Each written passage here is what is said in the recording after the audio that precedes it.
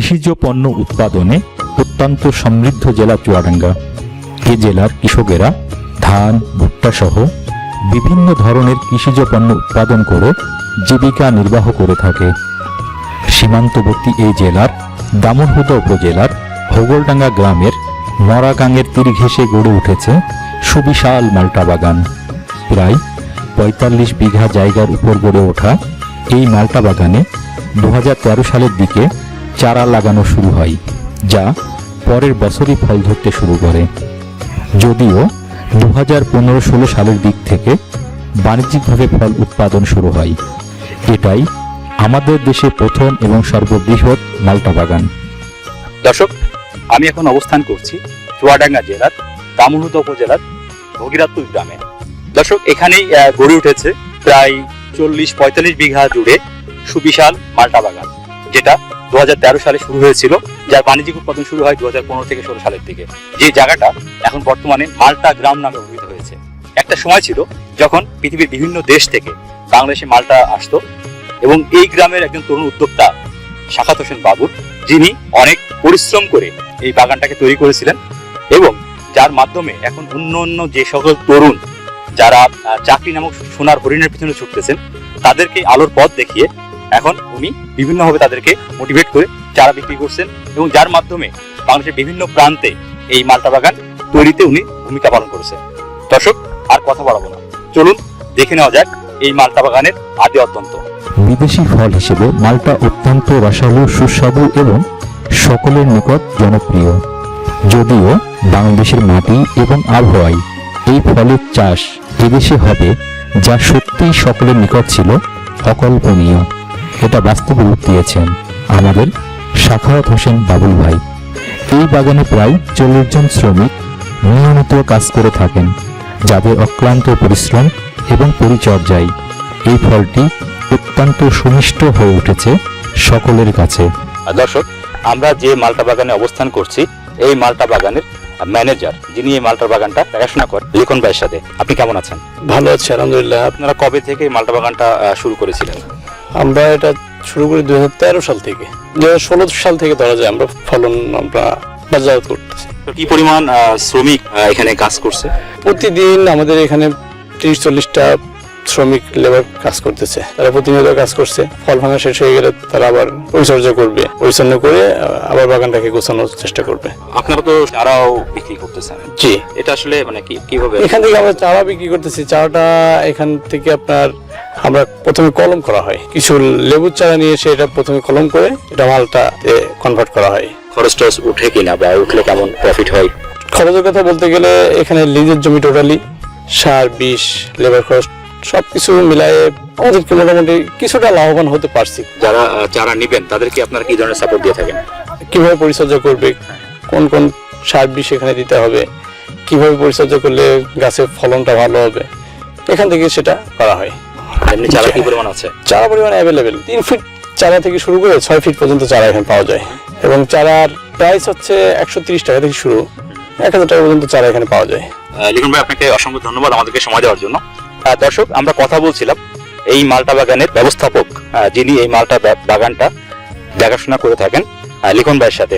উনি যেটা বলছিলেন যে প্রথম দিকে যখন তারা যাত্রা শুরু করে, তখন এটা অনেক বড় একটা চ্যালেঞ্জ ছিল যে বাংলাদেশের পার্সপেক্টিভ থেকে আবহাওয়া, মাটি সব মিলিয়ে কতটুকু ফলপ্রসূ হবে। ২ থেকে ৩ বছর পর যখন ফল ধরা শুরু করলো, তখন তারা আশান্বিত হলেন যে বাংলাদেশের বিভিন্ন প্রান্তে এই মালটাটা সরবরাহ করা হচ্ছে, যেটা ওনারা কিন্তু অনেক প্রাউড ফিল করছে যে আমাদের হাত ধরে আসলে এই মালটাটা সারা বাংলাদেশে ছড়িয়ে যাচ্ছে।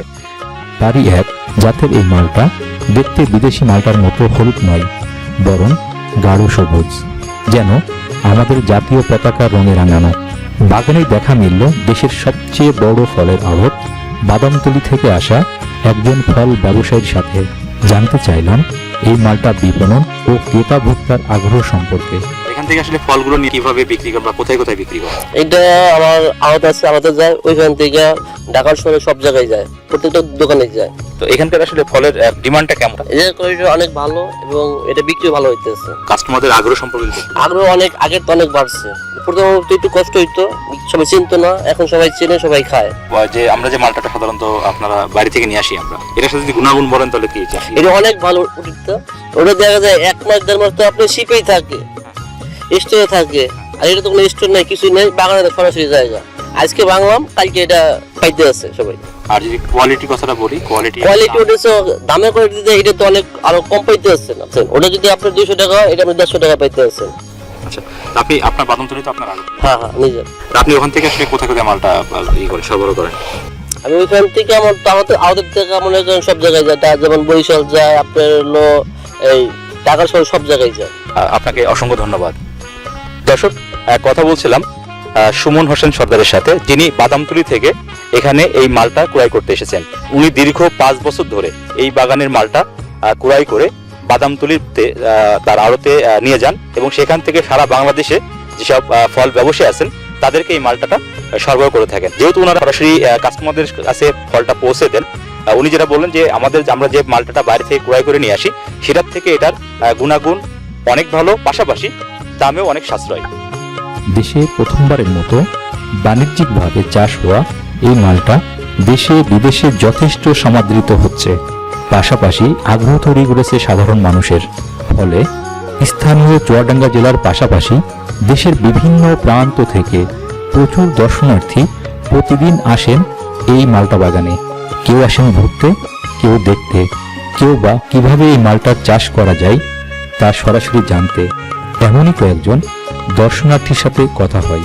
আপনার নাম? আমার নাম মোহাম্মদ রানা আহমেদ। রানা আহমেদ, আপনি কোথা থেকে এসেছেন? আমি এসেছি মেহেরপুর জেলার গাংনী থানা থেকে। আমি এই মালটার বাগান করেছি এবং এইখানে ঘুরতে এসেছি এবং কিছু অভিজ্ঞতা জানা পরামর্শ নেওয়ার জন্য আমি এখানে এসেছি। আচ্ছা, আপনি মালটা বাগান করেছেন? যে মালটা বাগান আপনি করেছি। কোথায় করেছেন? কি আমি করেছি ধানখোলা গ্রামের উত্তরপাড়ায়। আচ্ছা আচ্ছা, আপনি কোথা থেকে এসেছেন? জি, আমি চুয়াডাঙ্গা সদর উপজেলার তিতুদা ইউনিয়নের বলদিয়া গ্রাম থেকে এসেছি।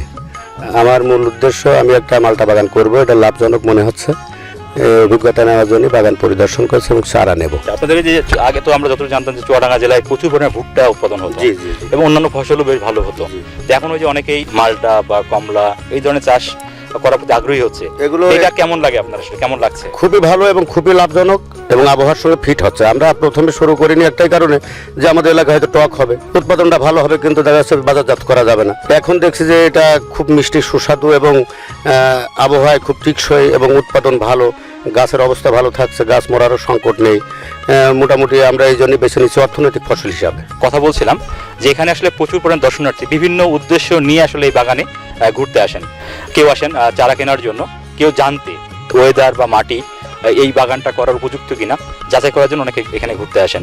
তারাও আশাবাদী যে তারা করবেন এবং এই বাগানের সফলতা দেখে তারা প্রত্যাশা করছেন তাদের ওখানেও তারা সাকসেস হবেন।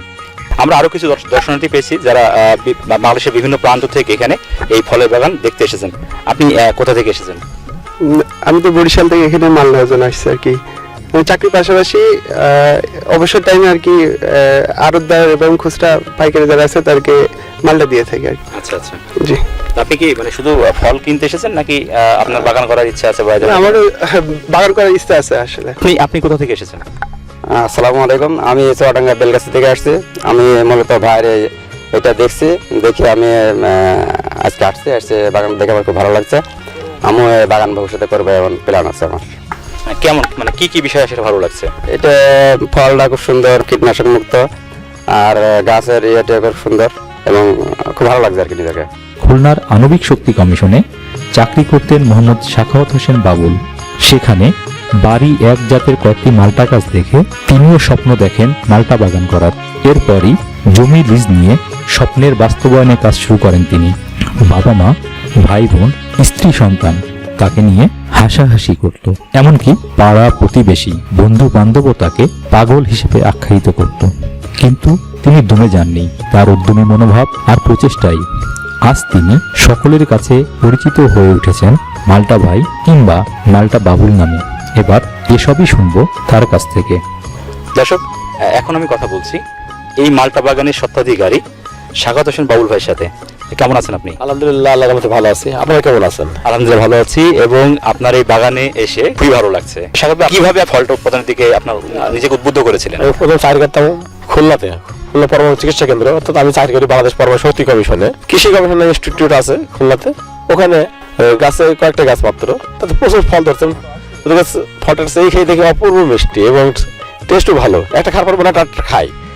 সেই ক্ষেত্রে আমাদের কাছ থেকে নেওয়ার পর আমি তখন পরিকল্পনা করলাম যে আমি এটা তৈরি করবো। প্রথমে 20টা চারা কিনে 12-14 কাঠা জমিতে লাগাই, তার ওখান থেকে সাড়ে সঙ্গে করে আস্তে আস্তে 20 বিঘে, তারপর 40 বিঘে, এখন এই বছর আরো 5 বিঘে লাগাইছি আমি। মোটামুটি প্রায় 45 বিঘে এই মালটা চাষ।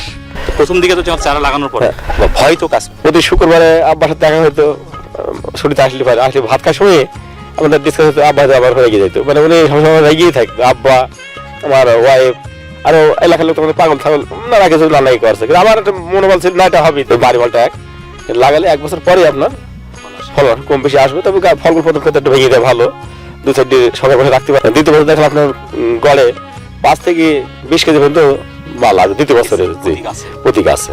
প্রথম দিকে তো একটু কষ্ট হচ্ছিল, মানে আপনার বাজার পেতে তো কষ্ট হচ্ছিল প্রথমে একটু যে জানানো যে তখন কিভাবে এটাকে আস্তে আস্তে মানুষ খায়। আমি সবসময় যেখানে যেতাম, যেমন আমি যদি অফিসে যাই তারপর ব্যাগের ভিতরে মালটা থাকে, আমার এই সময় মালটা থাকে, আবার ফেরার পথেও আমি ব্যাগে মালটা নিয়ে আসি, ট্রেনের ভেতরে বাসের ভেতরে বা যেখানে যাই লোক পাই, আমি শুধু খাওয়াতে থাকি, তারা খাক দেখুক। তো একবার যদি দেশি মিষ্টি মালটা খায় তবে তারা এই মালটাই কিনবে।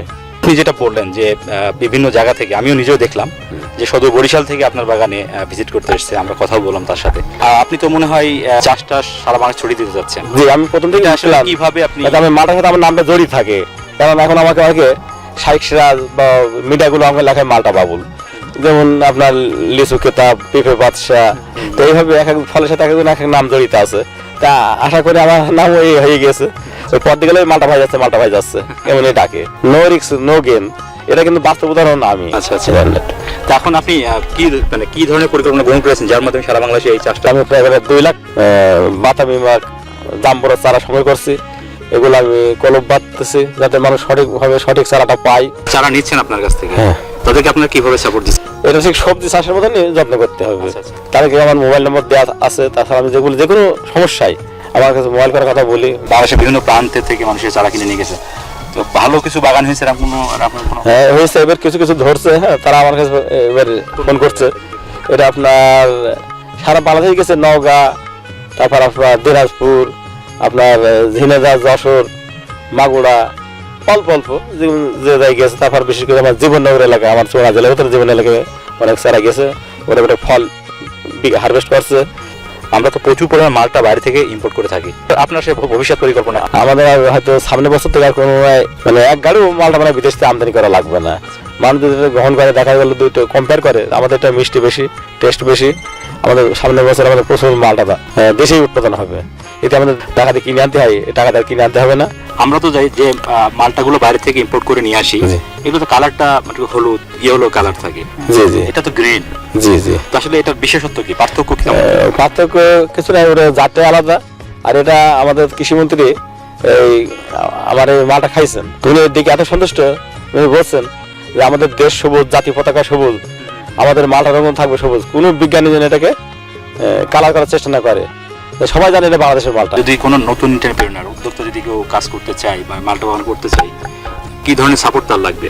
মেন সাপোর্ট যেটা গাছের পরিচর্যা যত্ন থেকে সাপোর্টটা বেশি দিতে হবে, কোন সার দিতে হবে, কোন কীটনাশক দিতে হবে, বা কীভাবে পোকা দমন করতে হবে, এই বিষয়ের দিকে বেশি নজর দিতে হবে। তা না হলে আপনার দেখা গেল যে গাছ লাগানোর পরে নষ্ট হয়ে যাবে। আর একবার যদি হলুদ হয়, এই ডাইব্যাক বা আপনার গামাক্সিস রোগ হয়, তো সেগুলো পাতা হলুদ হয়ে যায়। আর পাতা হলুদ হয়ে গেলে আপনার সেটা টিকে রাখা কষ্ট হয়ে যায়। আচ্ছা, অর্থের দিক থেকে কতটুকু লাগবে? অর্থ খুব বেশি নাই, সাধারণত হবে 1 বিঘা জায়গা 1 বিঘা করতে 1 বিঘা আমাদের আপনার 10-15 হাজার টাকা 1 বিঘা জমি নাই, আর দেখা গেল 10-12 হাজার টাকার চারা ক্রয় করলে আপনার বাগান 1 বিঘা বাগান হয়ে যাবে। তবে খরচ যদি আপনি 60% করেন, কপি, ঝাল, মরিচ, তাহলে আপনার এইভাবে কোনো খরচই আসলো না। পরিকল্পনা যদি আমার ভবিষ্যৎ পরিকল্পনা যাতে এই মালটা বা লেউ জাতীয় ফসল যাতে আমাদের আর বিদেশ থেকে আমদানি না করতে হয়, এবং আমরা রপ্তানি করতে পারি, যেহেতু আমাদের ম্যান পাওয়ার বেশি, আমরা প্রোডাকশন করতে পারি।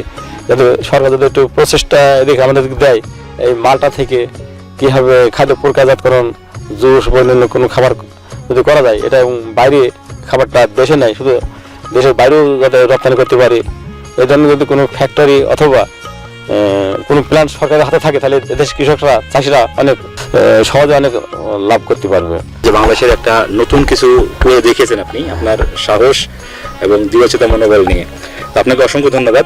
আর দর্শকদেরকে ধন্যবাদ, আমার কথা বহু কষ্ট করে আসছেন এই রোদ্দুরে, আপনাদের অনেক অনেক ধন্যবাদ। দর্শক, বাংলাদেশের প্রথম যে মালটা বাগান চুয়াডাঙ্গা জেলার দামোহদা উপজেলার রঘুনাথপুর গ্রামের এই মালটা বাগানের যিনি শুরু করেছিলেন 2013 সালে।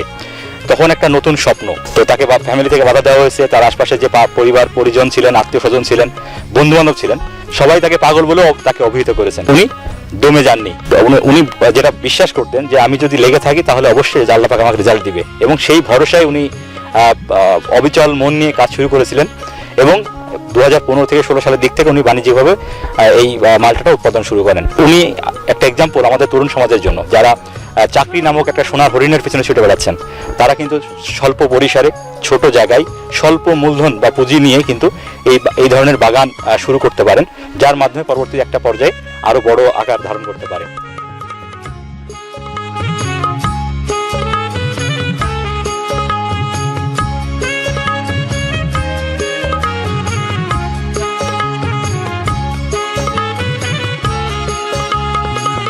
দর্শক, আমরা মূলত দেখানোর চেষ্টা করেছিলাম যে সাখাওয়াত হোসেন বাবুল, যিনি অনেক আশা নিয়ে এই বাগানটা তৈরি করেছিলেন, যেটার বাণিজ্যিকভাবে উৎপাদন কার্যক্রম শুরু হয় প্রায় 2015 থেকে 16 সালের দিক থেকে, এবং 4-5 বছর ধরে উনি এইটা করছেন এবং এটার মাধ্যমে সারা মানুষকে পৌঁছে দিচ্ছেন বিভিন্ন মাধ্যমে।